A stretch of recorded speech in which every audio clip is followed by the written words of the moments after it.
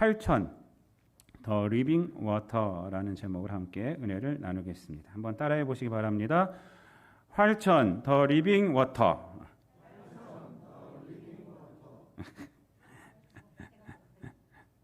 활천이 더 리빙 워터예요. 아침에는 어떤 권사님 발음을 얼마나 잘하시는지 더 리빙 워터 딱 이러시는데 영국 발음은 와타입니다. 와타. 제가 밴쿠버에 있을 때 그 인도 사람들 영국 발음, 영국 식민지였잖아요. 영국 발음이에요. 밴쿠버에 있을 때 그 인도 마을에 살았었는데 그 사람들 와타 그래요. Can you give me a cup of water? 그래요. 처음에 못 알아들어요. 뭔 말이야. 근데 미국 사람은 미국으로 넘어가서 water 이렇게 지금 water 이렇게 되는데 사실 이게 흑인 발음들이에요. 흑인 발음들.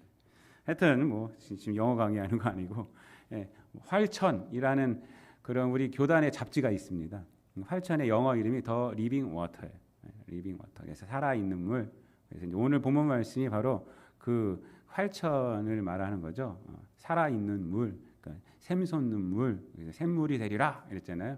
그것이 바로 오늘 본문의 내용이에요. 그래서 제가 제목을 한번 이렇게 접었습니다. 활천. 그래서 더 리빙 워터. 오늘 본문은요, 비교적 성경에서 우리 성도님들이 잘 알고 있는 내용 중에 하나입니다. 예수님께서 개인과 얘기한 것 중에서 복음서 중에서는요, 가장 긴 내용이 바로 오늘 본문 말씀입니다. 근데 이 여인은요, 이름을 몰라요. 이름을 모릅니다. 그러니까 사마리아 여인이에요. 사마리아에 있는 한 여인인데 예수님이 가장 긴 대화를 한 명하고 나눈 가장 긴 대화가 오늘 본문 말씀입니다. 오늘 본문을 좀 설명을 해드리자면 예수님께서 이제 유대를 떠나서 요한복음은 예루살렘에서 먼저 성전 정화를 하시고 이제 오시잖아요. 그래서 유대를 떠나서 이제 갈릴리로 돌아가시면서 이제 사마리아 땅을 일부러 가십니다. 원래는 사마리아 땅은 잘 안 갑니다. 돌아서 가버리는데 사마리아 땅을 일부러 가셔요. 그래서 오늘 본문 말씀에 보면은 사마리아를 통과하여야 하겠는지라라고 이렇게 말씀을 하고 있지 않습니까? 4절 말씀에 보면은 사마리아를 통과하여야 하겠는지라 이렇게 해서 이제 일부러 가십니다. 그래서 일부러 간 이유가 바로 오늘 본문 말씀인데 거기서 이제 야곱의 우물 이제 우물가인데 그 야곱의 우물입니다. 야곱이 이제 파줘서 준 우물이다. 그래서 야곱의 우물이라 그러는데 그곳 가운데 지쳐서 쉬고 계시고 제자들은 먹을 걸 구하러 내려가서 혼자 계실 때 한 여인이 이제 우물가에 오죠. 그 시간이 6시예요. 새벽 6시가 아닙니다. 여기 성경에 나오는 시간은 유대 시간은 플러스 6을 더하면 돼요. 그 우리나라 시간이 됩니다. 그래서 이제 6시면 몇 시예요? 플러스 6하면 12시예요. 12시. 정오가 됩니다. 그래서 정오로. 정오면 한낮이 한낮. 완전히 땡볕이 찌는 그 한낮. 그 이스라엘 땅에서 정오에는 안 돌아다녀요. 근데 그때 이 여인이 혼자 온 것입니다. 여러 가지 사연이 있으리라 생각을 우리가 할 수가 있습니다. 근데 예수님께서 이 여인에게 물 좀 달라라고 이렇게 말씀을 하십니다. 이게 말을 거는 거예요. 말을 거는. 근데 예수님께서 이 사마리아 여인에게 말을 거는 것은 놀라운 일이에요. 사실은. 평범하지가 않은 것이고 굉장히 놀라운 일입니다. 몇 가지 면에서 그런데 그 놀라운 일임을 알려줍니다. 그래서 이 요한복음은 알려줘요. 그래서 보면은 오늘 본문 말씀 속에서 9절 말씀에 이렇게 말을 하지 않습니까?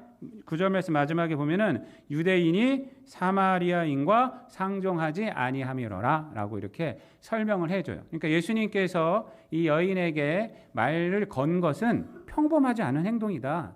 평범하지 않은 행동이고 또 나아가서 어떤 의도가 있는 것이다 라는 것을 요 설명을 해주는 거예요. 왜 설명해 주냐면요. 요한복음은 예수님 그 AD 한 90년경에 이제 쓰여졌어요. 요한복음 자체가. 그러니까 성경청에서 마지막으로 쓰여진 책이 이제 요한복음이라고 생각하시면 돼요. 요한복음과 요한계시록 뭐 이런 것이라고 생각하시면 됩니다. 그래서 예수님이 살 때하고 그때하고 좀 시간 차이가 좀 있는 거예요. 그래서 이제 문화적인 걸 설명을 해주는 거예요. 우리들도 지금 그냥 봤을 때는 예수님께서 뭐 여인에게 물 달라고 했을 때 뭐 당연하지.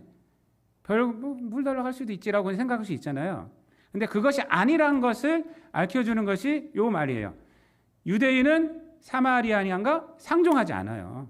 상종하지 않아요. 그래서 이 여인도 특이한 거잖아요. 그래서 이 얘기를 하는 거예요. 9절 말씀에 보면은 사마리아 여자가 이르되 당신은 유대인으로서 어찌하여 사마리아인인 여자인 나에게 물을 달라고 하나이까? 라고 이렇게 말한 거예요. 그러니까 이 여인도 이 예수님이 자신한테 말을 거는 것이 당황스러운 거예요. 당연히 안 걸 줄 알았는데 말을 거니까. 왜요? 사마리아인과 유대인은 상종하지 않아요. 뭐 여러 가지 이유가 있죠. 역사적인 이유도 있고 종교적인 이유도 있고 이런 걸 다 아시리라 생각됩니다. 또 하나는 뭐냐면 여자기 때문에 당시에는요. 남자하고 여자하고 대화를 안 했어요. 안 했습니다. 불순한 의도를 갖고 있으면 해요. 불순한 의도를 갖고 있으면. 그래서 당시에는 부부지간에도 공적인 자리에서는 대화를 잘 안 했다고 그래요. 부부지간에도 공적인 자리에서는 말을 걸지 않아요.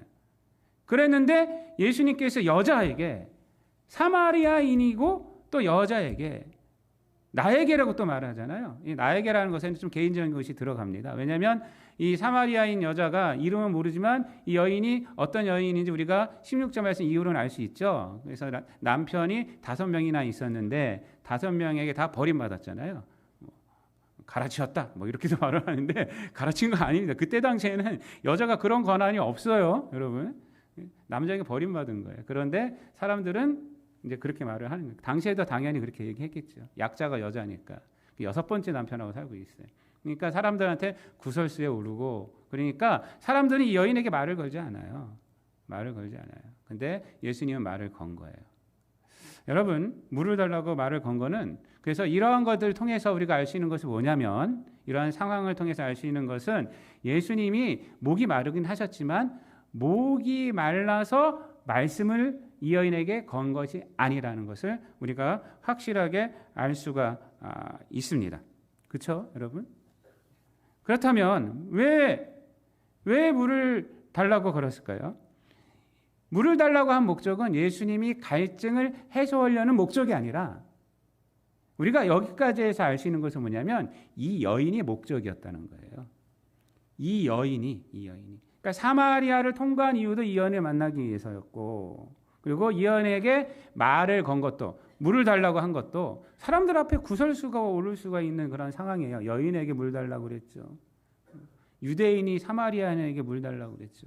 그러니까 사람들이 봤으면 구설수에 오를 수 있지만 그런 거 다 무시하고 물을 달라고 한 이유는 말을 건 이유는 이 여인에게 목적이 있다는 것입니다. 그 목적이 뭡니까? 그러면 그 목적이 바로 10절 말씀에 나타나 있습니다.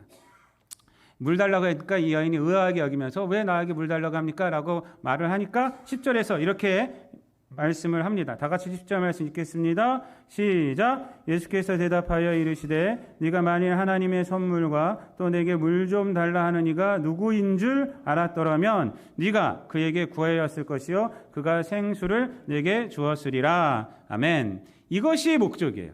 딴 게 목적이 아니라 이것이 목적이에요. 예수님께서 이 여인에게 말씀하신 목적이 바로 이겁니다. 이 말씀을 통해서 알 수 있는 것이 뭐예요? 이 여인이 하나님의 선물을 알았으면 좋겠다. 이거. 두 번째는 뭐예요? 예수님을 알았으면 좋겠다. 세 번째는 뭐예요? 그것을 구하면 좋겠다. 이거예요. 그러니까 예수님께서 이 여인에게 사마리아 여인에게 말을 거신 이유는 이것입니다. 하나님의 선물과 예수님 같은 거라고 생각하시면 돼요. 같은 거. 그러니까 하나님의 선물을 네가 좀 알았으면 좋겠다. 그리고 예수님을 알았으면 좋겠다. 그리고 그래서 그분에게 생수를 구했으면 좋겠다. 너의 문제를 좀 해결해 달라고 말했으면 좋겠다. 그렇게 하기 위한 것이 예수님께서 이 여인에게 말을 거신 목적입니다. 그러자 예수님께 이렇게 말하니까 이 여인이 어떻게 반응합니까? 그 다음 말씀에 보면은 여자가 이르되 주여 물기를 그릇도 없고 이 우물은 깊은데 어디서 당신이 그 생수를 얻겠사옵나이까? 이렇게 말해요. 이게 무슨 얘기예요? 당신은 도구가 없어요. 당신은 도구가 없기 때문에 물을 나에게 줄 수 없습니다. 라고 말하는 거예요. 이 우물이 깊은데 물기를 도구가 없지 않습니까?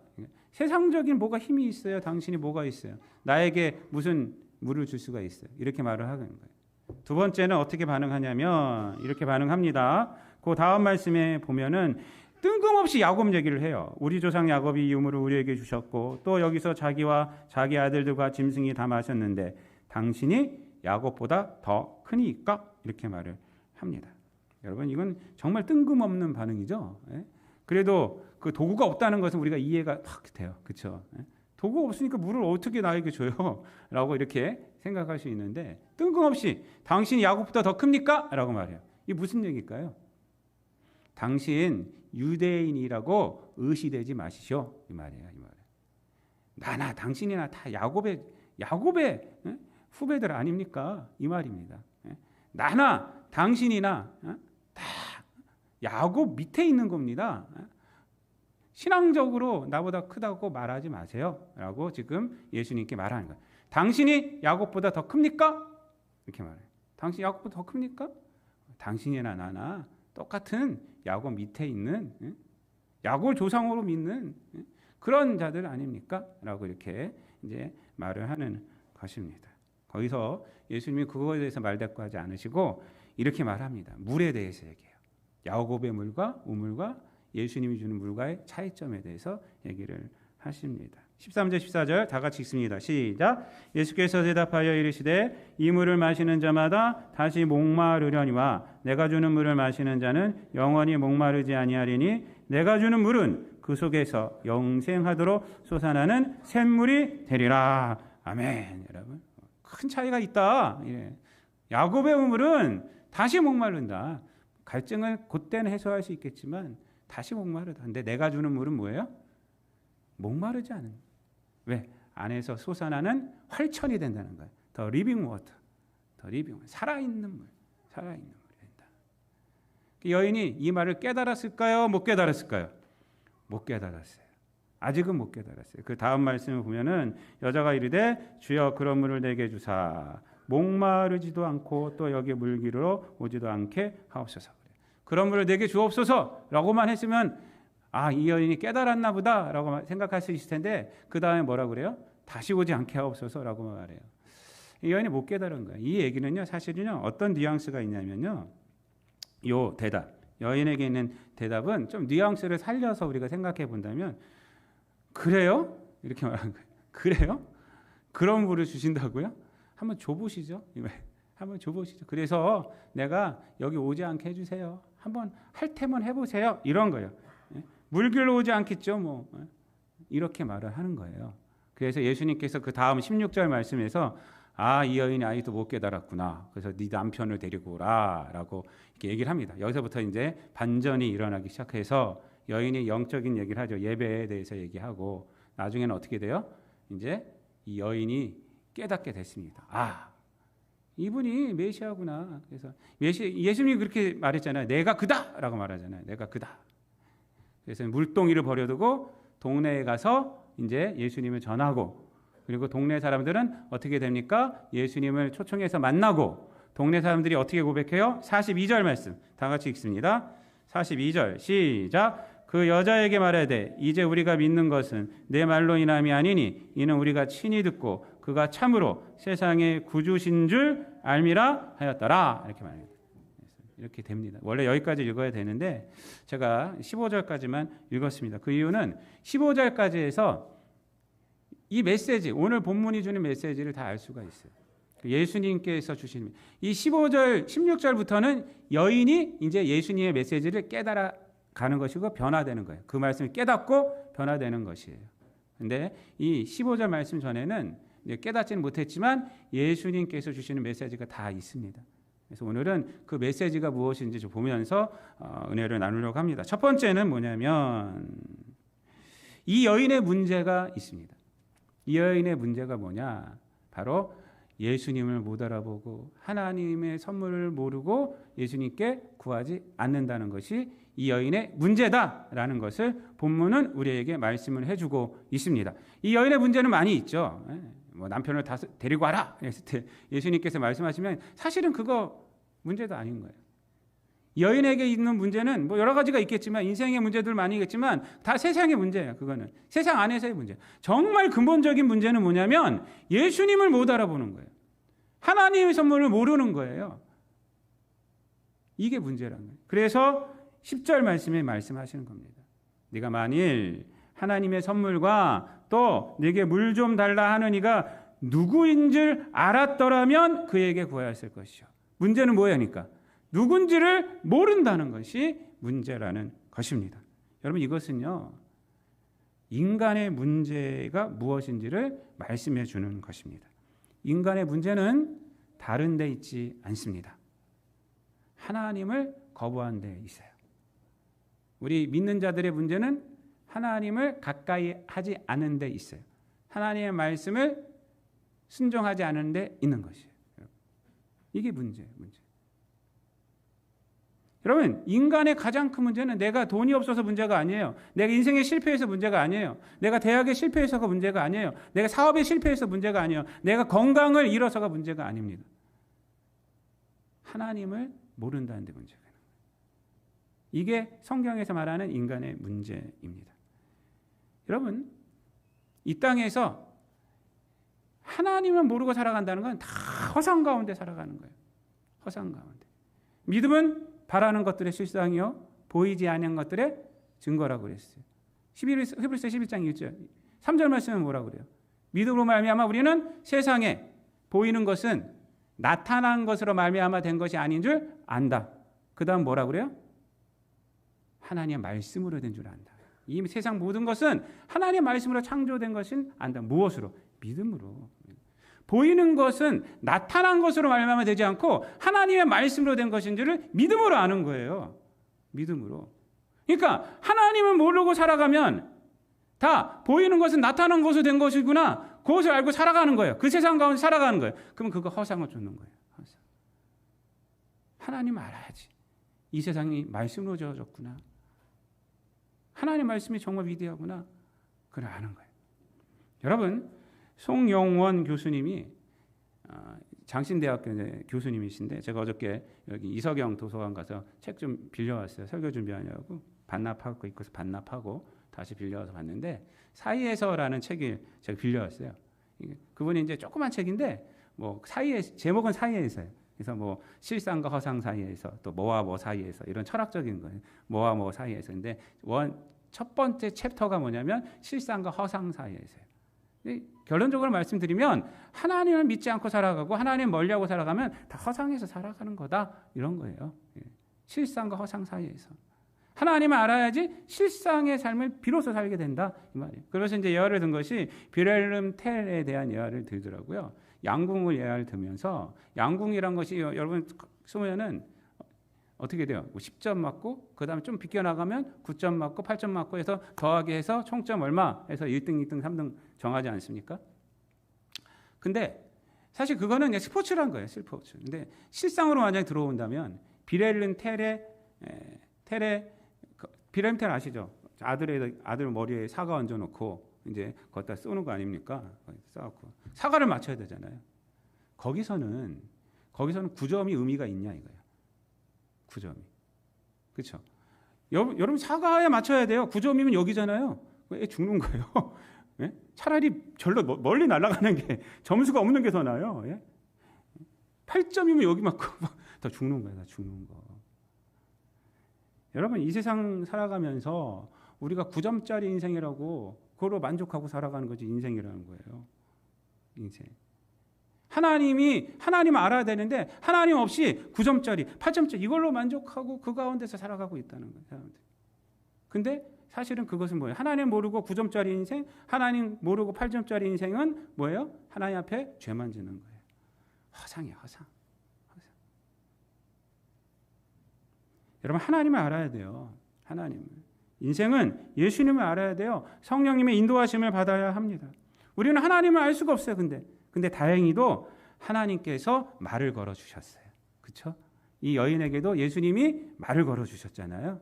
그런 것처럼 하나님 우리에게 말을 걸어주셨어요. 이게 바로 이게 성경 아닙니까? 성경을 보세요. 성경 창세기부터 쭉 보면은 하나님께서 이스라엘 역사를 통해서 우리에게 말을 계속 걸어줍니다. 이스라엘이 이뻐서가 아니에요. 그걸 통해서 우리를 사랑하신다는 메시지를 주는 거 아닙니까? 이스라엘처럼 하나님을 배신하는 민족이 어디 있어요? 구약은 이스라엘은 하나님을 계속 도망가고 그 뒤를 하나님이 쫓아가는 거예요. 그렇게 말을 걸어주세요. 그리고 예수님을 통해서 하나님은 우리에게 말을 걸어주셨어요. 내가 너를 사랑한다. 성령님을 통해서 우리를 깨닫게 해주시지 않습니까? 그래서 하나님을 부인하는 자는 시편 14편 보면은 어리석은 자라. 어리석은 자. 여러분 인간의 어리석음으로 나타나는 게 뭐예요? 하나님을 부인함으로 나타나는 게 뭡니까? 인간의 부패함 뿐이 안 나타나요. 시편 14편을 쭉 보면 인간의 부패함이 얼마나 많이 나타나는지 몰라요. 하나님은 모으기 때문에, 하나님은 부인하기 때문에. 여러분, 하나님을 부인하는 특징이 또 뭐예요? 허망한 인생을 살아간다는 거예요. 에베소서 4장 말씀에 보면 그렇게 나오고 있어요. 이방인에 대해서 뭐라고 그럽니까? 온갖 더러운 것을 욕심으로 행한다라고 해요. 온갖 더러운 것을 욕심으로. 그 가장 큰 특징이 뭐냐? 허망한 거예요. 허망한 것을 욕심으로 행하는 거예요. 하나님을 모르니까 그런 인생이 되어버린 것입니다. 사람들이 이 허망함을 찬양을 해요. 또 아름다움이라고 하고요. 그걸 찬양을 해요. 사람들이. 그런 문학파들도 있고 그런 철학파들도 있어요. 허망한 거 뭐. 그리고 또 어쩔 때는 하나님을 대항하는 것, 그런 걸 또 찬양해요. 신을 대항해요. 그걸 용기라고 말해요. 용기라고. 하나님 없이 살 수 있어 라고 말하고. 여러분, 인간이 죄를 지었을 때 나타난 현상이 뭐예요? 인간이 죄를 지었을 때 수치심을 알게 되고 그걸 자기 노력을 가리려고 해요. 그리고 어떻게 됩니까? 살인을 하게 됩니다. 가인이 아벨을 사랑해. 그 다음에 어떻게 됩니까? 그 다음에 그 살인한 힘을 자랑하잖아요. 라메. 가인을 위해서는 제가 7배인데 나는 70배다 이렇게 말합니다. 그걸 자랑하는 거예요. 자랑하는 거예요. 여러분, 그게 무슨 용기예요? 그게 무슨 용기예요? 하나님을 향해서 대응한 게 무슨 용기예요? 더군다나 하나님은 어떤 분이십니까? 하나님은 우리를 위해서 한없이 약해지신 분이에요. 약해지신 분. 그래서 하나님 앞에 대항한다는 것은 배은망덕이 되는 거예요. 어떻게까지 약해지셨습니까? 자기 아들을 우리에게 주시기까지 약해지셨어요. 자기 생명을 우리에게 주시기까지 약해지셨어요. 여러분들의 심판을 계속 유보하고 있어요. 하나님의 시간은 어떤 시간이에요?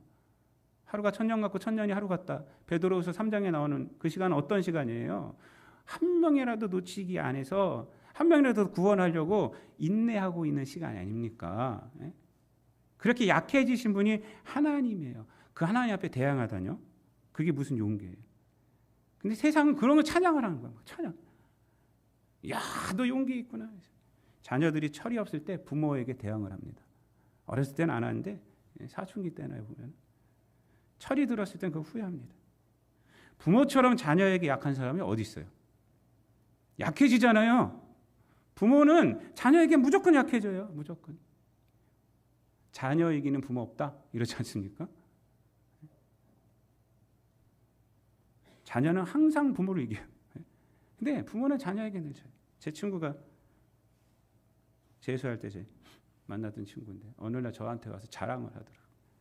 무슨 자랑이냐면 자기가 아버지를 이겼대. 그리고 이게 뭐냐면 아버지가 무슨 대화를 하다가 뭐 싸움이 난 거예요. 대화가 안 맞은 거예요. 아버지가 열이 받아서 손을 올렸어요. 탁 했는데 얘가 손을 딱 잡은 거예요. 딱 잡고 이제 아버지 힘으로는 저한테 안 됩니다. 이랬어요. 그 얘기 저한테 하는 거예요. 그랬냐 하고 넘어갔는데 여러분 그게 뭐 자랑할 일이에요? 아버지가 약해지신 거잖아요. 한없이 그동안도 약해지셨어요. 약해지셨는데 이제 나이가 자기가 들어서 이제 육체적으로 이길 수 있다. 그게 뭐 자랑할 일이에요. 그게. 지금은요. 이 친구가 아버지한테 잘해요. 엄청 잘해요. 이 친구가 재수하고 삼수하고 대학 다 떨어지고 군대 가고 그랬어요. 군대 가서 철이 들었어요. 그래서 연대 의학과를 갔어요. 군대 제대하고 1년 공부하고 연세대학교 의학과 가서 졸업하고 지금은 이제 개인이 하고 있어요. 지난번에 통화했는데 아버지를 위해서 저 김포에다 땅 1000평을 샀대. 돈도 되게 많이 벌었더라고요. 그래서 아버지를 위해서 낚시터도 만들어주고 그랬다고 하더라고요. 여러분 철이 없으니까 그런 자랑하는 거예요. 철이 없으니까 사실은 철이 드니까 이제 약해지신 아버지가 보이고 그 아버지를 모시고 뭐 아버지 기쁘게 하려고 하는 거예요. 여러분 우리가 하나님을 우리가 모른다 그러고 하나님을 대항한다는 건요 철이 없는 거예요. 진짜 철이 없는 거예요. 그렇게 세상 살아갖고 하나님 앞에 가면 어떡하겠어요 우리가. 여인에게도 하나님의 선물과 예수님 보이지 않잖아요. 예수님께 뭐래요? 당신 도구도 없으면서 물을 줘요. 당신이나 나나 야고보의 조상 아닙니까? 이러고 얘기하고 있지 않습니까? 철이 없는 거예요. 아직 철이. 종교적으로 우리는 동등하지 않습니까? 막 이러고 있고요. 예수님 앞에. 사도 바울은 에베소 교회를 기도해요. 에베소 교회를 위해서 기도해요. 1장 17절 말씀에 보면 뭐라고 기도하냐면 우리 주 예수 그리스도의 하나님 영광의 아버지께서 지혜와 계시의 영을 주사 하나님을 알게 하시고 라고 말해요. 그러니까 에베소 교회를 위해서 기도하는 그 내용이 뭐냐면 지혜와 계시의 영을 주사 가장 먼저 기도하는 것이 에베소 교인들이 하나님을 알았으면 좋겠습니다. 하나님 안에 있는 풍성함을 알았으면 좋겠습니다. 라고 기도해요. 가장 먼저 하는 기도예요. 하나님 아는 것, 이것이 가장 인생에서 중요한 것이기 때문에 그렇습니다. 신앙에서 이것이 가장 중요해요. 예수님이 길이고 진리고 생명이신 이유가 뭡니까? 예수님으로 말미암아 하나님께로 가기 때문에. 내가 길이요 진리요 생명이니 나로 말미암지 않고는 하나님께로 갈 자가 올 자가 없느니라. 하나님을 아는 유일한 길이 예수님. 그래서 길이고 진리고 그래서 생명인 거예요. 하나님을 알기 때문에 생명, 영생이에요. 영생. 사도 바울은 예수 그리스도의 십자가의 죽으심이 하나님을 우리에게 나타나는 것이죠. 하나님의 성품을 나타내는 것이라고 로마서 5장 8절에서 말씀하고 있지 않습니까? 우리가 아직 죄인되었을 때에 그리스도께서 우리를 위하여 죽으심으로 하나님 아버지께서 우리에 대한 자기의 사랑을 확증하셨느니라.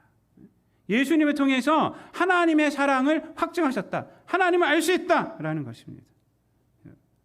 여러분, 하나님 아는 것이 얼마나 그것이 중요하죠. 지금 이 여인의 문제는 뭐냐면 인생의 문제, 인생에서 실패한 거 문제, 사람들한테 손가락질 받는 거 이게 문제가 아니에요. 하나님을 모르기 때문에. 그래서 하나님을 알고 예수님을 알고 어떻게 됐습니까? 물동이를 버려두고 어디 나오니까 28절 말씀 보세요. 여자가 물동이를 버려두고 동네로 들어가서 사람들에게 이르되 예수님을 알게 되니까 이제 물동이 필요 없다. 물론 물동이 다시 찾아왔겠죠. 나중에 가고 마음에 있던 갈증이 싹 없어진 거예요. 여러분 항상 왔던 그 갈증이 싹 없어진 거예요. 물동이를 버려두고. 여러분 우리의 문제도 마찬가지입니다. 인생의 문제는 하나님을 알아야 돼요. 예수님을 알아야 돼요. 하나님의 선물이 뭔지 알아야 돼요. 제가 공지영 씨가 쓴 수도원 기행을 어저께까지 읽고 이제 갖다 반납을 했는데 제가 그 책을 쭉 보면서 그 수도원에 살아가고 있는 수녀님 신부님들이 너무 부럽더라고요. 사실 저 옛날에는 이런 생각을 갖질 않았어요. 그분들 거기 들어가면 못 나와요. 못 나와. 거기서 맨날 하는 게 뭐냐면 아침부터 저녁까지 기도하고 예배하고 일하고 일해서 하나님 주신 것만 먹는 거예요. 그리고 저녁 같은 것도 잘 안 먹고 자기를 억제하면서 하나님 만나는데 최선을 다하는 거예요. 제가 그것이 부럽더라고요. 옛날에는 불쌍했어요. 어떻게 저기 들어가서 사냐? 뭐 하면서 그랬어요, 제가. 근데 제가 이번에는 쭉 보면서 정말 부럽구나. 나도 그렇게 살고 싶다. 나도. 제가 어떤 분하고 이번 주일날 얘기하면서 예수님 빨리 오셨으면 좋겠어요. 그랬어요. 그랬더니 무슨 소리 하는 거냐고 막 나한테 이 세상 얼마나 좋은데 막 그래서 이 세상 뭐가 좋냐고 내가. 이 세상 뭐가 좋아요? 주님 오시면 더 좋은 세상이 있고 주님 만나면 더 좋을 텐데 그 뭐가 좋아요? 주님 빨리 왔으면 좋겠어요. 진짜 고백이에요. 진짜 고백. 빛색깔 공기라는 조그만 책이 있어요. 거기 영남 지역에서 유명한 목사님 김치경 목사님에 대한 얘기인데 그분이 갑자기 암에 걸려서 6개월 만에 돌아가셨어요. 시한부 인생을 사시면서 그 아들 목사님하고 둘이 대화한 거예요. 그 조그만 책인데 이 김 목사님이요 아들에게 그러더라고요. 야 이제는 모든 책을 다 끊어야 되겠다. 오직 성경만 읽어달라. 하나님께만 집중하려다. 이제 하나님께 갈 시간이 멀어 이제 가까웠는데 내가 무슨 책이 필요했겠냐. 이분은 그림에도 조예가 깊고 철학에도 조예가 깊어요. 저도 그 책 보면서 이제 제가 사실은 그림 같은 거 뭐 터너 그림이나 뭐 이런 그림들을 좀 접하게 됐어요. 근데 이제 딱 어느 정도 시간이 되니까 다 물리시더라고요. 야, 이제 주님만 나는 알고 싶다. 성경책만 읽어다오라고 이렇게 말씀해요. 그리고 그분 관에는 뭐라고 쓰였냐면 하나님의 뜻이 하늘에서 이루어진 것처럼 이 땅에서도 이루어지게 하옵소서. 그것이 자기 관 딱 덮는 것이에요. 딱 덮는 거. 하나님의 뜻이. 여러분, 우리 인생은요, 하나님을 아는 거예요. 그리고 좀 더 알고 싶어서, 신앙인들은 좀 더 알고 싶어 더 가까이 가는 거예요. 그래야 돼요. 여러분, 우리 성도 여러분들 예배에 그래서 참여하셔야 돼요. 이 세상 가운데서 예배만큼 중요한 게 어디 있어요? 하나님을 만나는 시간 아닙니까? 하나님 말씀 듣는 시간 아닙니까? 일주일에 한 번 예배 드린 것으로 그것으로 무슨 하나님 그 의무감 해치웠듯이 이렇게 생각하지 마시고 정말 하나님을 사모하셔야 돼요. 제가 주님 만나고 나서 제가 예배 시간이 너무 좋더라고요. 그 예배 시간 일주일 내내 쫓아다녔어요. 제가 그때 일주일 내내 그때 은혜 받아가지고요. 예배 시간만큼 예배만 드리면 눈물이 나오고 설교 말씀이 생각나지는 않는데 주님 은혜가 넘치는 거예요. 우리 성도 여러분들 제가 안타까운 게 그냥 예배에 많이 참석하지 않고 기도 많이 하지 않고 우리 교회도 성당화를 만들어서 좀 그런 걸 해야 되겠어요. 두 번째로 오늘 본문이 우리에게 주는 말씀은 마지막입니다. 예수님의 물의 특징입니다. 예수님이 주시는 물의 특징은 갈증을 해소시키는 물이 아니라 갈증을 정복하는 물이다라는 것입니다. 갈증을 정복하는 물. 여러분, 복음의 능력은 대단한 거예요. 갈증을 정복하게 하는 것입니다. 눈앞의 문제를 해결하여 주는 것이 복음이 아닙니다. 야곱의 우물은 갈증을 회복시켜 줄 수는 있어도 갈증을 정복하지는 않아요. 그러나 예수님은 인간의 갈증을 정복시켜요. 그것이 바로 오늘 본문 말씀 아닙니까? 13절 14절 말씀. 이 물을 마시는 자마다 다시 목마르려니와 내가 주는 물을 마시는 자는 영원히 목마르지 아니하리니. 그 다음 뭐예요? 내가 주는 물은 그 속에서 영생하도록 솟아나는 샘물이 되리라. 이게 활천이에요. 솟아나는 샘물, 활천. 여러분, 성령께서 역사하시는 것이 바로 이러한 역사입니다. 성령 충만하게 되면요, 우리는 갈증을 정복해요. 제가 시편 88편 지난주일 금요일날 강의하면서 은혜를 많이 받았어요. 아침에 다시 묵상하면서 제가 그 묵상한 걸 다시 정리해서 여러분들에게 다 보내드렸습니다. 시편 88편에 나오는 것은 의미가 뭐예요? 시편 88편은 시편 중에서도 가장 음울한 거예요. 가장 음울하고 거기 뭐 답이 없어요. 한계만, 인간의 한계만 나오고 끝나요. 근데 한계를 두 가지를 말해요. 첫 번째 한계는 뭐예요? 인간의 죽음에 대해서 얘기해요. 인간은 죽음이라는 한계가 있다. 두 번째는 무슨 한계냐? 하나님의 침묵이라는 한계예요. 하나님께서 침묵하시면 인간은 들을 수가 없어요. 이게 인간의 한계예요. 한계. 하나님이 말씀해야지 들을 수가 있어요. 하나님 침묵하시면 우리가 아무리 노력을 하고 뭔 짓을 해도 아무리 이쁜 짓을 해도 못 들어요. 이게 인간의 한계입니다. 시편 88편은 그 한계를 얘기를 탁 합니다. 그리고 끝나요. 그게 메시지예요. 인간은 이런 한계가 있습니다. 그런데 이 얘기를 왜 할까요? 이 시편 88편은 왜 인간은 한계가 있는 존재라는 것을 왜 할까요? 그것은 하나님의 은혜는 복음은 이 한계를 없이 하는 것이 아니라 이 한계 속에서 영원한 것을 추구할 수 있다라는 것입니다. 즉 인간은요, 죽음이라는 것을 체험할 수밖에 없어요. 믿는 자도 다 죽음을 체험해요. 그런데 믿음은 뭔지 아세요? 죽음을 무력하게 하는 거예요. 죽음을 무력하는 거예요. 내가 죽을지라도 그 죽음을 무력하게 하는 거예요. 그걸 누가 하셨어요? 예수님이 하셨어요. 예수님이 죽었어요? 안 죽었어요? 죽으셨어요. 십자가에서. 죽으심으로 어떻게 했습니까? 거기서 부활을 나타내셨잖아요. 죽음을 무력하게 했어요. 이게 복음이고 이게 신앙이에요. 이게 신앙. 하나님의 침묵에서는 어떻게 우리가 답을 얻습니까? 이 한계는 어떻게 꺾어요? 우리가? 하나님의 침묵 그 자체를 우리는 답으로 여길 수 있어요. 왜요? 하나님이 이미 십자가를 통해서 우리에게 당신의 신실하심을 보여주셨기 때문에 죄인된 우리를 예수 그리스도 십자가로 우리를 구원해 주셨잖아요. 이미 완료시켰잖아요. 그렇기 때문에 우리가 이 땅 가운데에서 하나님 앞에 기도해서 하나님이 침묵하실지라도 우리는 그 침묵에 우리는 당황하거나 그 침묵에 우리는 낙심하거나 하지 않아요. 왜? 하나님의 신실하심을 알기 때문에. 하나님이 침묵하실지라도 우리는 이미 구원받은 자이기 때문에. 그렇게 함으로 우리의 한계를 무력화시키는 거예요. 무력화시켜요. 우리도 죽어요. 그러나 우리의 죽음은 어떤 죽음이라고 말합니까? 고린도전서 15장에서 죄가 빠진 죽음이다 그래요. 죄가 빠진 죽음. 모든 사람들은 죄 때문에 죽는 겁니다. 죄의 삭은 사망이요. 하나님의 은사는 뭐예요? 우리 주 예수 그리스도 안에 있는 영생이니라. 우리는 죄 때문에 죽는 것이 아니라 이 부활을 향한 여정일 뿐이에요. 그 주님 다시 오시는 날 어떻게 됩니까? 우리는 다시 부활하게 된다는 거예요. 그것이 우리의 죽음의 의미입니다.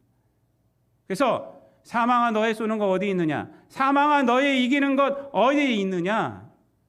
이렇게 말하잖아요. 죄가 쏘는 것이 없어졌다는 거예요. 너 이기는 것 없어졌다 이제. 우리는 죽음을 경험하지만 죽음을 무력화시켜요. 믿습니까? 그것이 우리의 복음이에요. 그것이 복음입니다. 여러분, 그래서 이 복음은요, 예수님은 복음을 이렇게 설명하는 거예요. 내가 주는 물은 영생하도록 솟아나는 샘물이 되리라. 이렇게 말하는 거예요. 샘물이에요. 어저께 요한복음 강의한 설교를 제가 딴 목사님이 하는 걸 읽으면서 그분이 이렇게 표현하더라고요. 영어로 표현하시더라고요. 야곱의 우물은 러닝 워터다. 이렇게. 러닝 워터. 흐르는 물이라는 거냐. 그렇죠? 우물이니까 계속 우물이니까 그냥 러닝 워터다. 그러나 예수님이 주는 물은 리빙 워터다. 이렇게 말해요. 리빙 워터. 우리에게 생명을 주는 물이다. 생명을 주는 물.